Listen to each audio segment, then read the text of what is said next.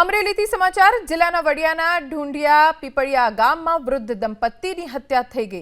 70 વર્ષીય ચરુભાઈ રાખેલા અને તેમના પત્ની કુંવરબેનની હત્યા કરી દેવાઈ। લૂંટના ઈરાદે હત્યા થઈ હોવાની આશંકા છે। બીજી તરફ ઢુંઢિયા પીપળિયા ગામના લોકો વડિયા સિવિલ હોસ્પિટલ પહોંચ્યા અને મૃતદેહ સ્વીકારવાનો ઇનકાર કર્યો।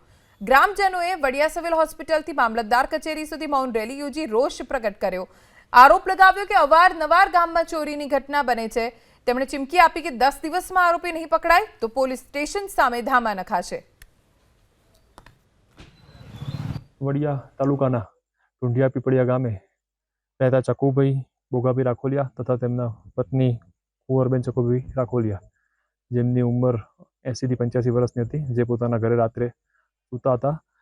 તે દરમિયાન અગમ્ય કારણોસર અજાણ્યા ઈસમો દ્વારા અમરેલીથી સમાચાર જિલ્લાના વડિયાના ઢુંઢિયા પીપળિયા ગામમાં વૃદ્ધ દંપતીની હત્યા થઈ ગઈ। 70 વર્ષીય ચરુભાઈ રાખેલા અને તેમના પત્ની કુંવરબેનની હત્યા કરી દેવાઈ।